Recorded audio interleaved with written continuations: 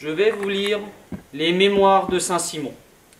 La révocation de l'édit de Nantes et les diverses proscriptions qui la suivirent furent les fruits de ce complot affreux qui dépeupla un quart du royaume, qui ruina son commerce, qui le mit si longtemps au pillage public et avoué des dragons, qui autorisa les tourments et les supplices dans lesquels il fit réellement mourir tant d'innocents de tout sexe par milliers, qui fit passer nos manufactures aux étrangers, fit fleurir et regorger leurs États aux dépens d'une autre, enfin, qui pour comble de toutes horreurs, remplit toutes les provinces du royaume de parjures et de sacrilèges.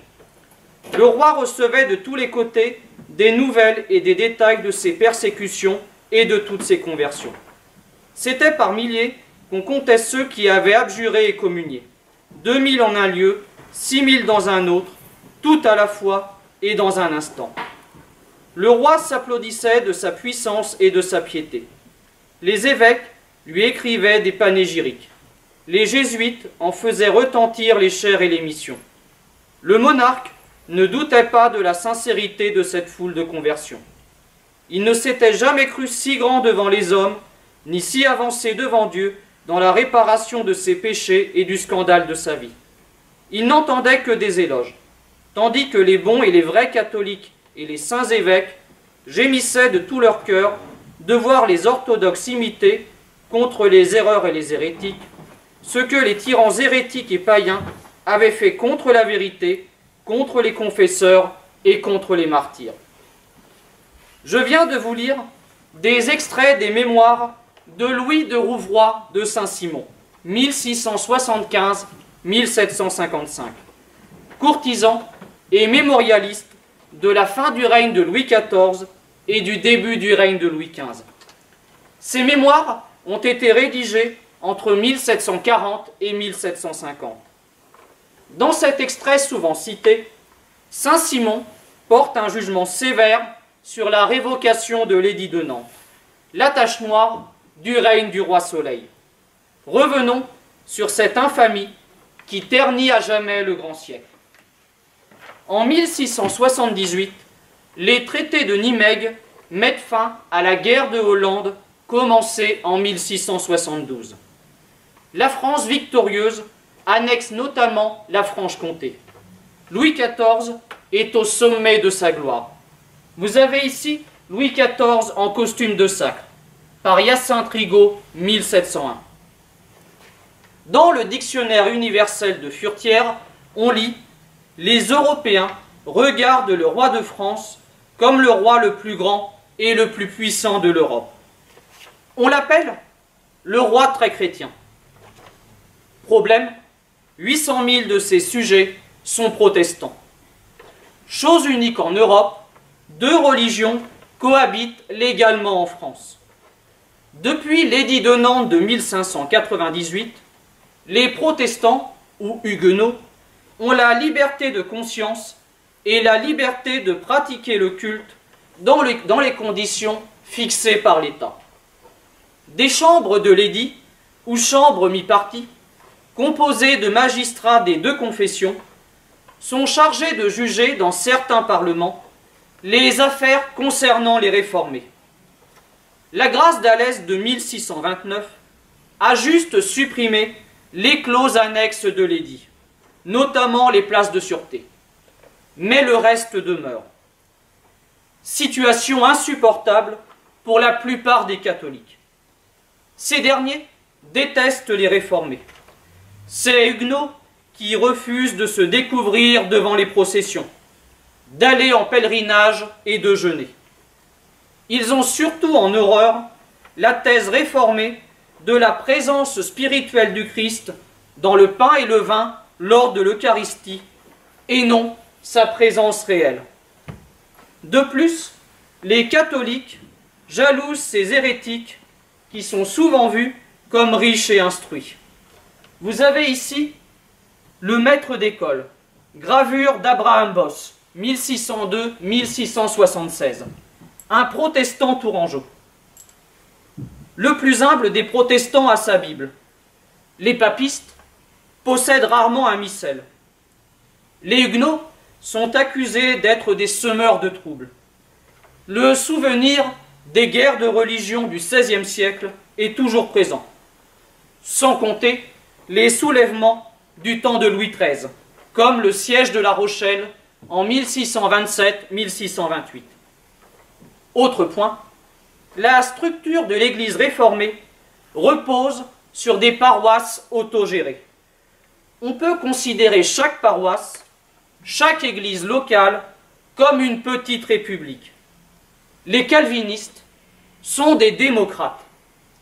Louis XIV partage la haine de son peuple pour les Huguenots. En 1678, il est entretenu dans l'antiprotestantisme par ses confesseurs et l'archevêque de Paris.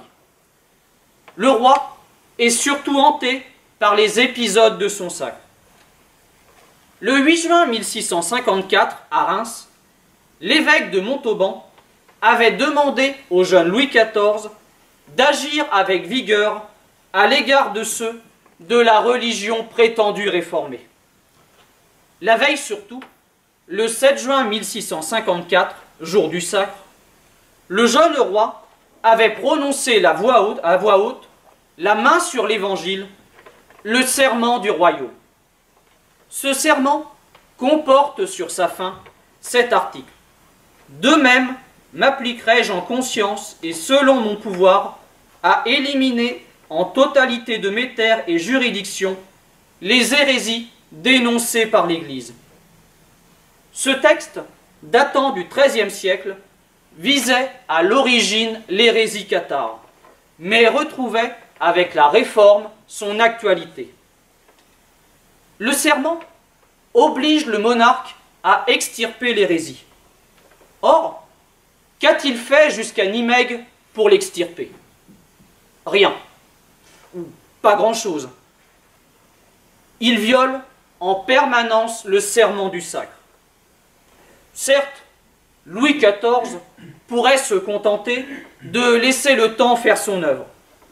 En 1680, les protestants ne sont plus que 800 000 en France, 4% de la population. Ils se concentrent surtout dans le croissant protestant qui part de La Rochelle, passe par la Garonne, le Languedoc, les Cévennes, le Dauphiné, pour remonter jusqu'à Lyon. En dehors, le foyer béarnais subsiste. Le foyer normand, si important au XVIe siècle, s'est fortement réduit. Ils sont 12 000 à Paris, 2% de la population. Il n'y a que 750 ministres ou pasteurs, ce qui est fort peu. Les grands penseurs huguenots sont rares, à l'exception de Pierre Bel, 1647-1706, qui s'exilera aux Provinces-Unies. Vous avez ici le portrait de Pierre Bel par Louis-Ferdinand L. le Jeune. Au XVIIe siècle, beaucoup de grands seigneurs protestants, comme les Bouillon ou les Rohan, se sont convertis au catholicisme, ce qui a instillé le doute chez les Huguenots modestes. Ils sont victimes de tracasseries, comme la fermeture de temples dans les années 1660. A l'inverse, le clergé catholique français est en plein renouveau au XVIIe siècle. Il est moins malade qu'on ne l'a dit. On observe un zèle des missions catholiques.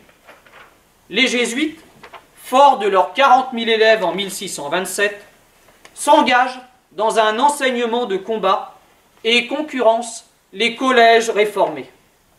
Les oratoriens, à l'enseignement plus scientifique, attirent les enfants de la bourgeoisie. On se lance aussi dans une politique active de conversion. Des Bibles catholiques sont traduites à l'intention des Huguenots. L'académicien Pélisson, un Huguenot qui avait abjuré en 1670, gère la caisse des conversions.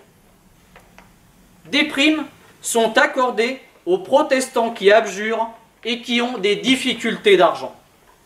Pour la financer, Louis XIV utilisait les revenus du régal, le droit qu'avait le roi de France de percevoir les revenus des évêchés vacants. Localement, des prélats font preuve d'initiative. Bossuet, futur évêque de Meaux, archidiacre de Metz à partir de 1654, ouvrait dans cette dernière ville un couvent de la propagation de la foi. On s'efforçait de convaincre les filles des réformés de rentrer au couvent, ou du moins d'y séjourner pour y être convertis. À ce rythme, l'érosion naturelle et les initiatives de combat auraient abouti à la quasi-disparition du protestantisme en France entre 1730 et 1760. Mais Louis XIV mourra avant 1730. Il est impatient. Cette unité religieuse rêvée sera le sommet de son règne. Elle couronnera ses succès militaires. La volonté de destruction du protestantisme date de cette funeste année 1679. Le roi est un monarque absolu. Sa responsabilité est totale. Il ne partage avec personne le pouvoir législatif. Il n'est toutefois pas le seul responsable de la révocation. Ceux qui ont autorité ecclésiastique ou administrative encouragent le souverain à raidir la politique dite d'unité. Ce sont, en premier lieu, Harlay de Champvallon, l'archevêque de Paris, ennemi du calvinisme, et le père Lachaise, le confesseur du roi, tout aussi hostile que le précédent.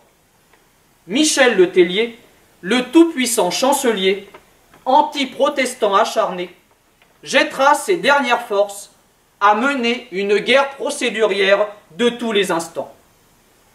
Le rôle de son fils Louvois, ministre de la guerre, est débattu. Vous avez ici Louvois, tableau de Pierre Mignard. Louvois a-t-il simplement exécuté, brutalement comme à son habitude, les ordres? Ou a-t-il influencé le roi?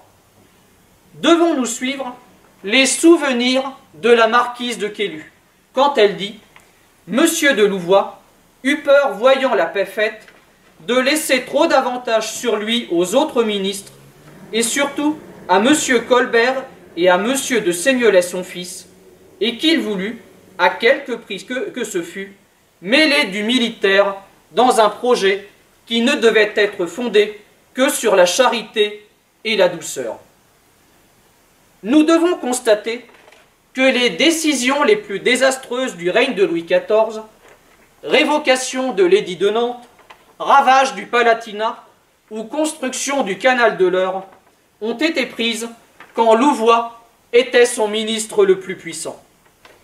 Par contre, la marquise de Maintenon, maîtresse de Louis XIV, se réjouit des conversions quand elles sont fruits de la persuasion et de la douceur, mais elle répugne à la contrainte envers ses anciens coreligionnaires.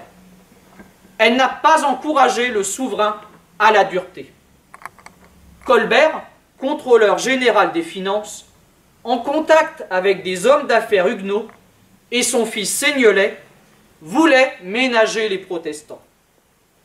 Enfin, Châteauneuf, secrétaire d'État à la RPR, religion prétendue réformée, n'a pas influencé la politique de rigueur. Finalement, les durs l'emportent. Pendant 6 ans, les mesures anti-protestantes vont s'enchaîner. Une centaine de déclarations ou d'arrêts sont pris. L'imagination ne manque pas. En 1679, les chambres mi-parties des parlements de Toulouse et Grenoble sont supprimées. En 1680, le métier de sage-femme est interdit aux protestantes. En 1681, le roi décide que les enfants de huguenots pourront choisir le catholicisme dès l'âge de 7 ans, âge de raison pour l'Église. L'académie protestante de Sedan est supprimée. En 1682, on interdit toute émigration aux marins et aux artisans protestants. On retire aux réformés l'accès aux professions de notaire, de procureur, d'huissier, de sergent, d'assesseur ou d'auxiliaire de justice. Les prétendus réformés ont interdiction de s'assembler hors des temples et sans la présence des pasteurs. Vous avez ici le temple réformé de Caen, détruit en 1685. En 1683, une déclaration réserve dans chaque temple un lieu marqué pour les catholiques.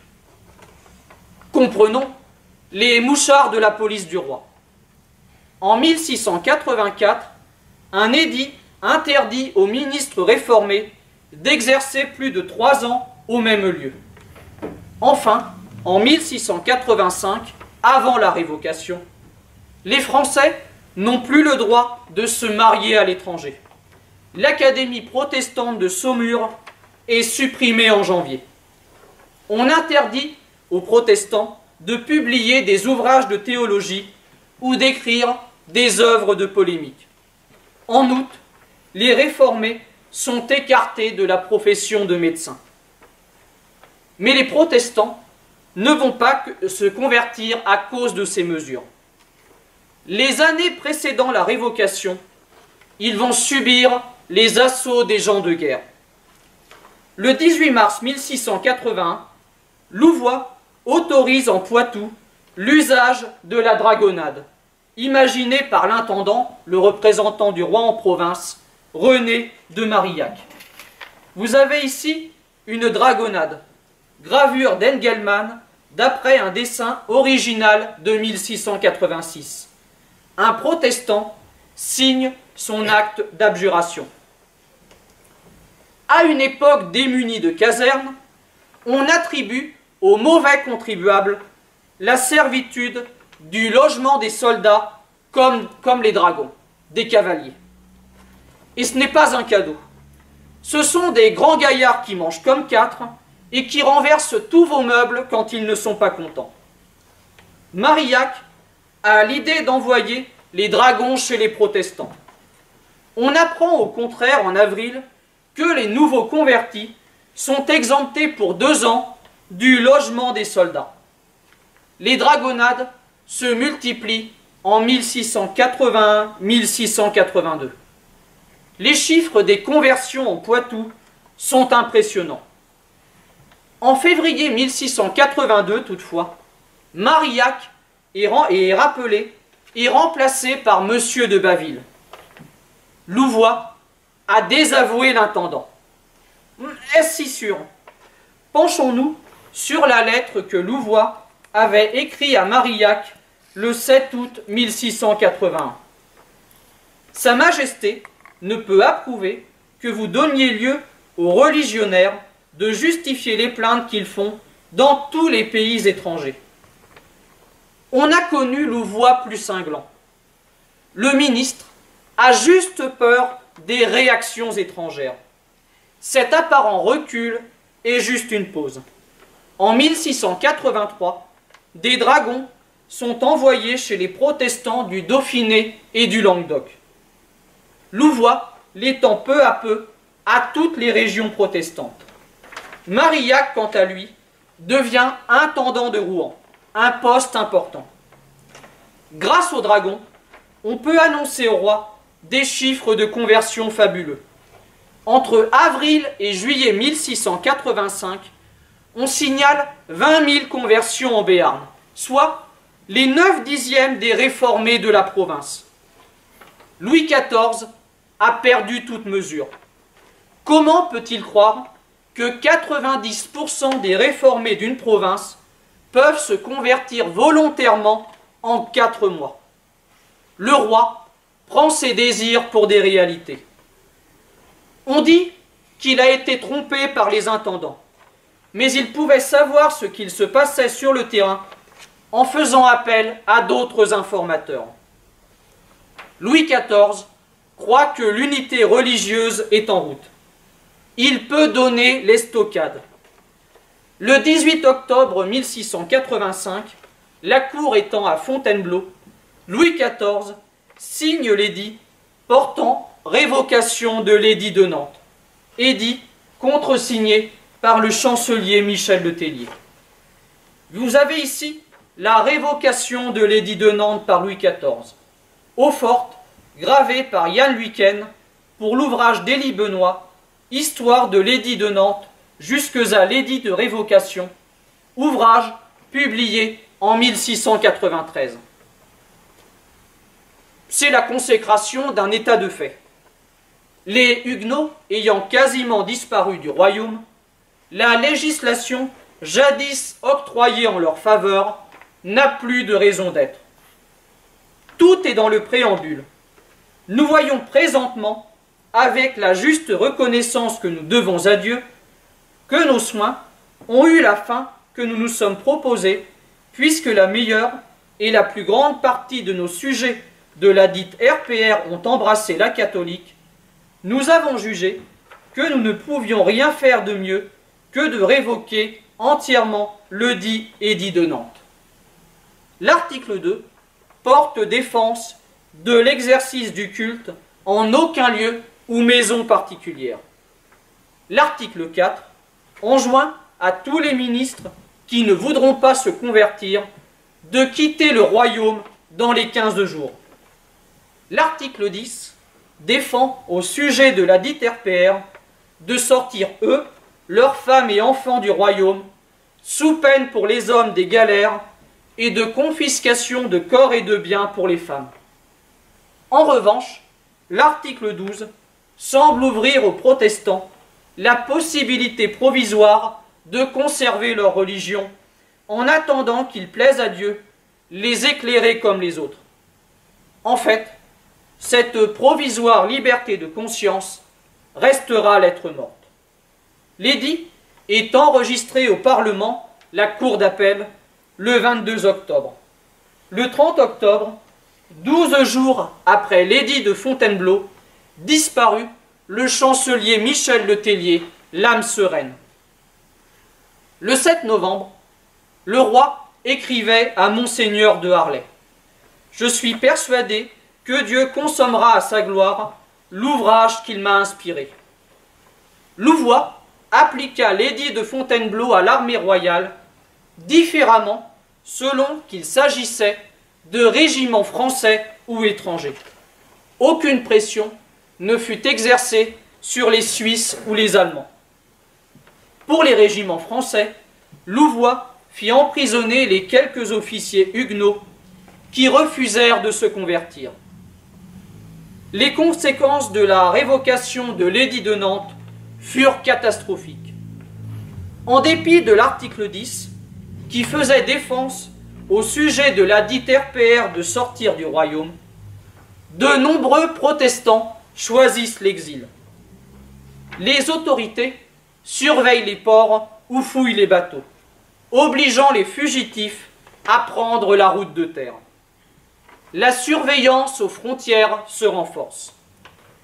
Les malchanceux arrêtés sont souvent victimes de passeurs sans scrupules. Les femmes sont envoyées en prison ou au couvent, comme ceux des maisons des nouvelles catholiques. 1450 hommes furent condamnés aux galères. Un chiffre assez faible si on le compare au total des 200 000 émigrés ayant pris le chemin de l'exil. Les Huguenots ont bénéficié de complicité chez les catholiques qui ont accepté de les faire passer en échange de fortes sommes d'argent. Les paysans sont nombreux chez les émigrés, mais moins que les artisans. Beaucoup se dirigent vers Genève ou Neuchâtel, souvent de simples étapes. On compte 50 000 passages à Francfort-sur-le-Main entre 1686 et 1693, plaque tournante de l'émigration, avant que les exilés ne se répartissent vers Brandebourg ou Brême. Les pays scandinaves, l'Angleterre, l'Irlande, voire l'Amérique du Nord ou l'Afrique du Sud sont également des pays d'émigration. Vous avez ici le monument dédié aux Huguenots français venus s'installer à Franchoëc dans la province du Cap, Afrique du Sud, en 1688. Mais ce sont les Provinces-Unies, la Hollande, qui accueillent le plus d'exilés, 80 000 huguenots. Toutefois, la majorité des protestants sont restés en France. Ces réformés qui n'ont pas émigré sont tous officiellement des nouveaux convertis ou nouveaux catholiques, tenus de se plier aux obligations de la religion romaine, notamment l'assistance à la messe les dimanches et jours de fête, et surtout la confession et la communion pascale. Beaucoup le font avec une mauvaise volonté qui témoigne du peu de sincérité de leur abjuration.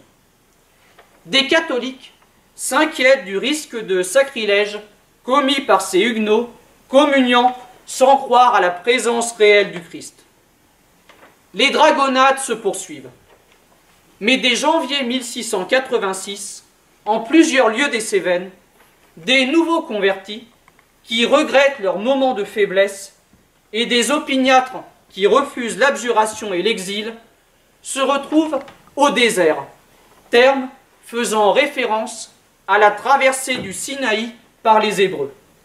Là, ils prient sous la direction de prédicants, simples laïcs faisant office de pasteurs. En cas de surprise de la réunion clandestine, les hommes participants sont condamnés aux galères et les femmes à la prison. Les ordres de Louvois sont encore plus impitoyables.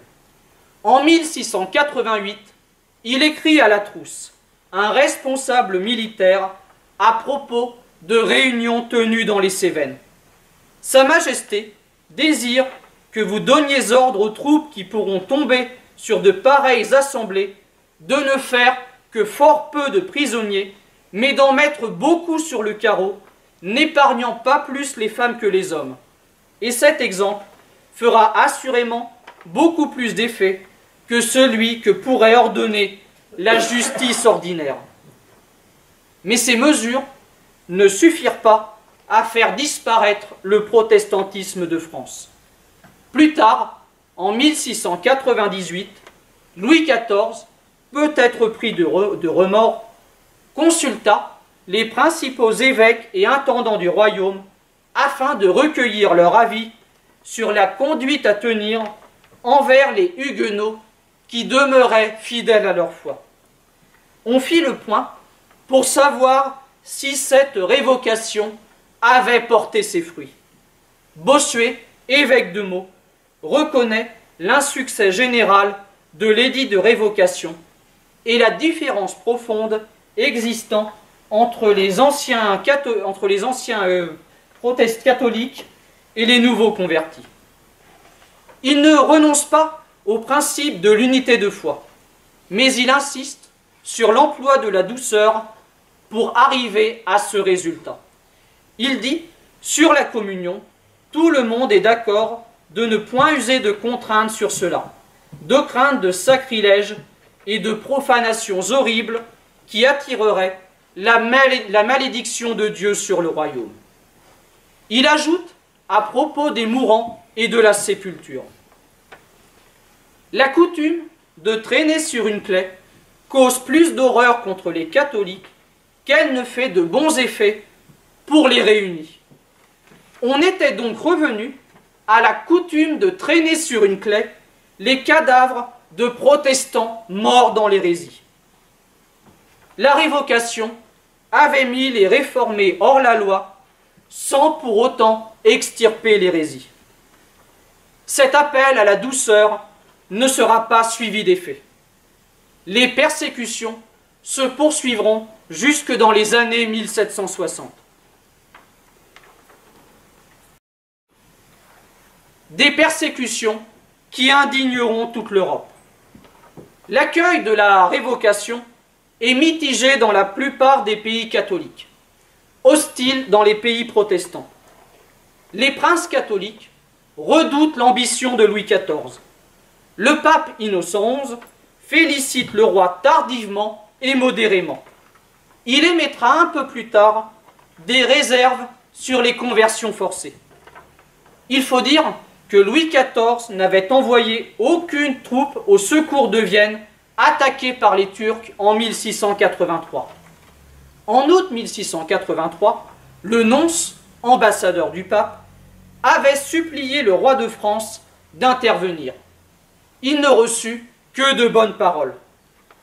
Du côté des protestants, le grand électeur de Brandebourg, renonçant au subside de Versailles, rompt avec Louis XIV. En Angleterre, les évêques anglicans et les parlementaires hostiles à Jacques de Stuart, 1685-1688, craignent une entente entre leur roi catholique et Louis XIV pour en finir avec le protestantisme. Mais c'est en Hollande que la réaction est la plus vive. La révocation apparaît comme une nouvelle provocation de la part de Louis XIV. L'arrivée massive de Huguenots fuyant leur pays suscite l'émotion. En mars 1686, Pierre Bell, réfugié à Rotterdam depuis 1681, publie ce que c'est que la France toute catholique sous le règne de Louis le Grand. En France même, une grande voix se fait entendre, celle de Vauban, ingénieur militaire. Vous avez ici Vauban, tableau attribué à Hyacinthe Rigaud. En 1689, dans son mémoire pour le rappel des Huguenots, adressé à Louvois, il évalue les pertes causées par la révocation. La désertion de 80 ou 100 000 personnes de toutes conditions sorties du royaume, qui ont emporté avec elles plus de 30 millions de livres, de l'argent le plus comptant. La fuite de nos arts et manufactures particulières, la plupart inconnus aux étrangers, qui attiraient en France un argent très considérable de toutes les contrées de l'Europe. La ruine de la plus considérable partie du commerce. Le renforcement des équipes des flottes ennemies, par 8 à 9 000 matelots des meilleurs du royaume. Le renforcement des armées des pays adversaires par 5 à 600 officiers et 10 à 12 000 soldats, beaucoup plus aguerris que les leurs, comme ils ne l'ont que trop fait voir dans les occasions qui se sont présentées de s'employer contre nous. Il dénonce aussi l'échec des conversions forcées. La contrainte poussera les Huguenots à s'obstiner davantage. Il faudra donc les exterminer comme rebelles. Il ne met pas en cause le projet lui-même, mais les moyens mis en œuvre et les effets pervers qui en ont résulté. Pour résumer, une Europe hostile, des pertes démographiques, des risques de sacrilège et une récession économique. La révocation de l'édit de Nantes a été un désastre total. Ne faut-il pas quelque peu nuancer? 200 000 Huguenots français ont émigré à l'étranger. En réalité, les pertes démographiques nettes dues aux persécutions religieuses sont moins importantes. En 1688, Jacques de Stuart, roi d'Angleterre et catholique fanatique, est détrôné par un coup d'État. C'est la glorieuse Révolution. Jacques II est remplacé par sa fille Marie II, qui a épousé le protestant Guillaume III d'Orange. Jacques II s'enfuit et trouve refuge en France, où il est accueilli par Louis XIV, qui l'installe avec ses courtisans dans le château de Saint-Germain-en-Laye. Environ 40 000 fidèles britanniques, dénommés jacobites, les suivent dans son exil en 1688 et 1692. La majorité de ces jacobites sont catholiques. 60% d'entre eux viennent du territoire irlandais. La perte démographique nette est donc de 160 000 personnes. Un chiffre minime dans le contexte de l'Ancien Régime, habitué à des chocs terribles. En 1693-1694, la France connaît une famine épouvantable. Vous avez ici la famine de 1693-94. Distribution du pain du roi au Louvre en 1693. La population passe de 22 250 000 habitants en janvier 1693 à 20 735 000 habitants en janvier 1695. Une perte de 1 500 000 âmes. La population a diminué de 6,8% en 2 ans.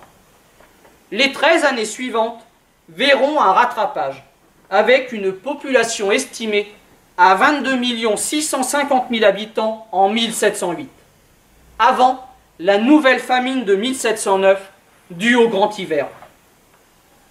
Qu'en est-il maintenant de la récession économique qui inquiète tant Vauban? La part de la révocation de l'édit de Nantes dans la crise de la fin du règne de Louis XIV est difficile à évaluer. Les protestants faisaient la fortune de nombreuses villes. Rouen, port important, célèbre pour la toilerie, la draperie et le raffinage. Lyon, carrefour commercial, cité des banquiers et des soyeux. Le Languedoc comporte de nombreux métiers à tisser. Le plus grand banquier de Paris est Samuel Bernard. On compte également de nombreux protestants étrangers à Rouen, Bordeaux ou Nantes. Beaucoup de ces négociants et artisans huguenots partirent avec leurs capitaux et leur savoir-faire. Vous avez ici une imprimerie en taille douce, gravure d'Abraham Bosse. Mais la France est aussi affectée par les conflits. Entre 1688 et 1713, la France est constamment en guerre. Guerre de la Ligue d'Augsbourg entre 1688 et 1697 et guerre de succession d'Espagne entre 1701 et 1713. La trêve, qui va de 1697 à 1701, apportera seule un bref répit. À cela s'ajoutent les mauvaises récoltes et la conjoncture internationale. La suprématie navale de l'Angleterre et de la Hollande perturbe les relations commerciales de la France avec une grande partie de l'Europe, ce qui provoque un ralentissement de l'activité manufacturière dans les secteurs travaillant pour l'exportation.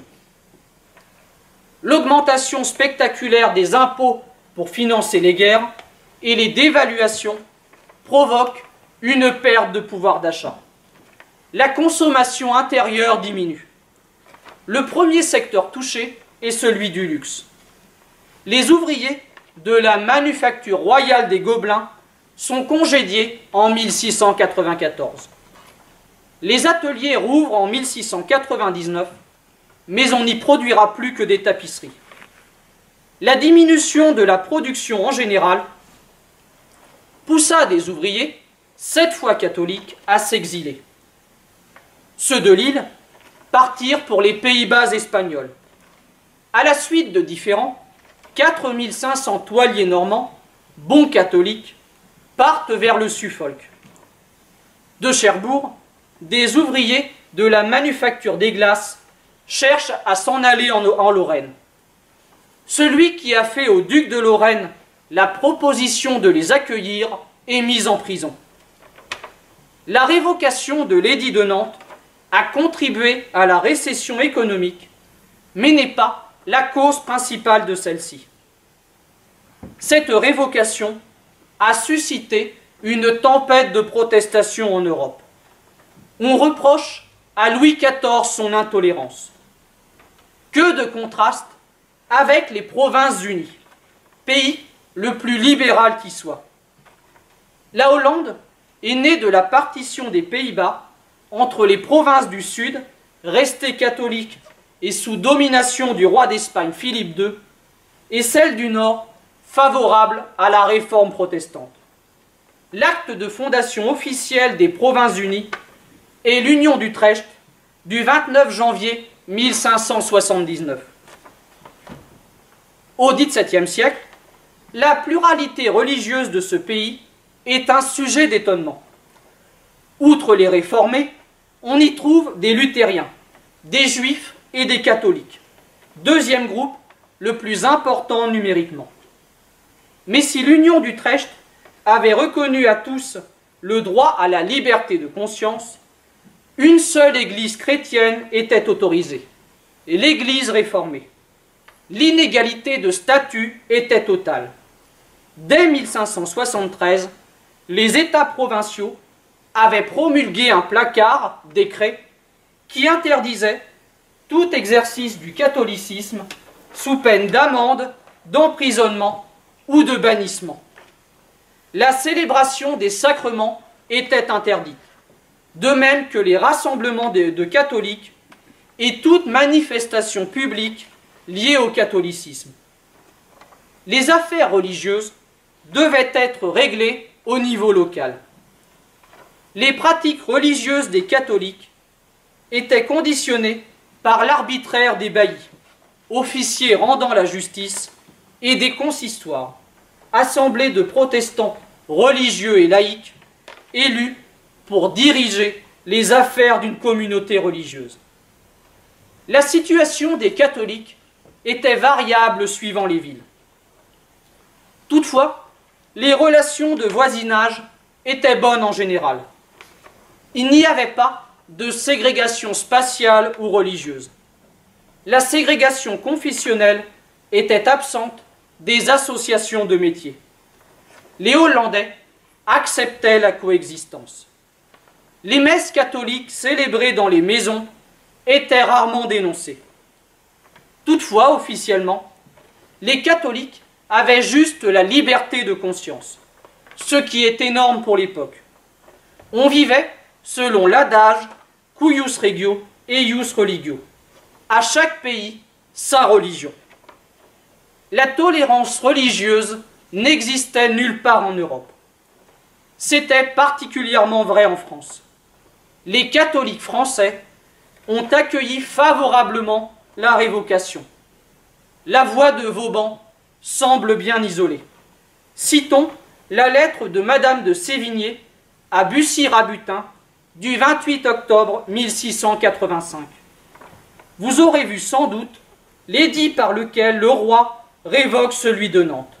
Rien n'est si beau que tout ce qu'il contient, et jamais aucun roi n'a fait et ne fera rien de plus mémorable. Jean de la Bruyère loue le roi d'avoir banni de France un culte faux, suspect et ennemi de la souveraineté.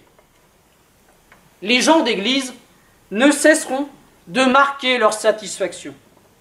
En 1700 encore, Madame Palatine écrit que dans tous les sermons, on fait de grands compliments au roi pour avoir persécuté les pauvres réformés.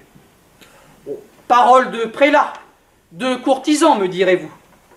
Mais plus on descend vers les couches populaires, plus l'approbation est grande. Le 30 janvier 1687, Louis XIV visite Paris. L'abbé de Choisy rapporte: le roi atteignit au comble de la gloire humaine lorsqu'il vint dîner à l'hôtel de ville après sa maladie. Il se vit aimé de son peuple. Jamais on ne témoigna tant de joie. Les acclamations ne finissaient point. Il était dans son carrosse avec Monseigneur et la famille royale. 100 000 voix criaient « Vive le roi !» Le roi a retiré des bénéfices politiques de la révocation. Il cesse de parjurer le serment du sacre. L'édit de Fontainebleau a resserré autour du roi et de l'État l'ensemble des catholiques. Évêques, clergé moyen et petit, bourgeoisie, menu peuple. Ce consensus se révélera précieux en 1709, en pleine guerre de succession d'Espagne, quand le roi appellera à la mobilisation générale contre l'envahisseur. Le réveil des militaires et des civils ne peut s'expliquer autrement. On peut y ajouter le loyalisme des provinces conquises, comme la Flandre et la Franche-Comté. Les Bisontins et les Lillois soutiendront le roi très chrétien. Je l'ai dit, la révocation avait soulevé une vague d'indignation chez tous les peuples européens. Chez tous, à une exception, les Espagnols. Le 2 octobre 1700, Charles II, roi d'Espagne, rédige un testament avant de mourir. il fait de Philippe, duc d'Anjou, petit-fils de Louis XIV, son héritier. Le 1er novembre 1700, Charles II meurt. Le 16 novembre, à Versailles, Louis XIV convoque l'ambassadeur espagnol et lui dit, en présence du duc d'Anjou, « Vous le pouvez saluer comme votre roi ». L'accueil fait par les Espagnols à Philippe d'Anjou, devenu Philippe V, est délirant. Vous avez ici Philippe V d'Espagne par Louis-Michel Vanloo. Le 18 février 1701, Philippe V arrive en son palais du Buen Retiro à Madrid. Le journal du marquis de Dangeau relate qu'il y avait une telle foule à son arrivée qu'on a compté plus de 60 personnes d'étouffées. Situation inacceptable pour l'Angleterre, l'empereur et les Provinces-Unies qui déclarent en commun la guerre aux deux monarchies bourboniennes le 15 mai 1702. Les défaites s'enchaînent pour Louis XIV. La guerre de succession d'Espagne tourne en sa défaveur. Mais les très catholiques espagnols continuent de soutenir sans relâche Louis XIV et son petit-fils. Le 10 décembre 1710, Philippe V et son armée, commandée par le duc de Vendôme, remportent une victoire décisive contre les Autrichiens à Villaviciosa. Victoire due en grande partie aux bénéfices politiques de la révocation. Une solution modérée était-elle possible? Louis XIV aurait pu abolir l'édit de Nantes en ce qui concerne le culte public, tout en laissant aux Huguenots la liberté de conscience. On pouvait interdire aux réformés l'exercice des offices et des fonctions du service de l'État, en leur abandonnant l'accès aux autres métiers. Enfin, le roi aurait pu refuser le transfert à l'étranger des capitaux protestants sans interdire l'émigration des personnes. Dans une telle hypothèse, les protestants se seraient divisés en 3 groupes. Les plus tièdes seraient devenus catholiques, rejoignant la majorité des Français. Les plus intransigeants auraient choisi l'exil, au risque de déchirements et de sacrifices, mais sans risquer les galères.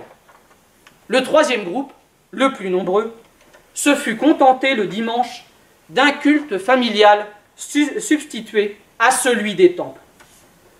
Une option envisageable pour des calvinistes. Mais le clergé catholique y aurait vu une insulte à ses privilèges, le mépris de la messe. De plus, jusqu'en 1685, dans les temples encore ouverts, il était facile aux gens du pouvoir de placer des informateurs, de connaître la teneur des prêches. Si chaque demeure de réformés s'était transformée en chapelle, qui aurait informé le roi des harangues prononcées dans ces petites républiques? La révocation est condamnable selon notre point de vue, mais l'époque n'était pas à la tolérance. Sauver un hérétique, c'est sauver une âme de l'enfer. L'hérésie est un crime contre Dieu. Un Louis XIV modéré aurait paru faible aux yeux du peuple et de l'Église, mais sans faire adhérer les protestants. Les partisans de la retenue comme Vauban se comptaient sur les doigts d'une main. Saint-Simon, quant à lui, était âgé de 10 ans au moment de la révocation. Son jugement sévère ne peut être vu comme un reflet de l'opinion à cette époque. Et si les vrais responsables de ce désastre étaient Louis XIII et Richelieu? En 1629, après les soulèvements protestants des années 1620, notamment le siège de La Rochelle, ils pouvaient révoquer l'édit de Nantes, édit récent. Tout le monde en Europe, sans forcément approuver, aurait compris. Mais Richelieu recherchait l'alliance des princes protestants de l'Empire. Ce faisant, il a laissé à Louis XIV l'héritage empoisonné du protestantisme.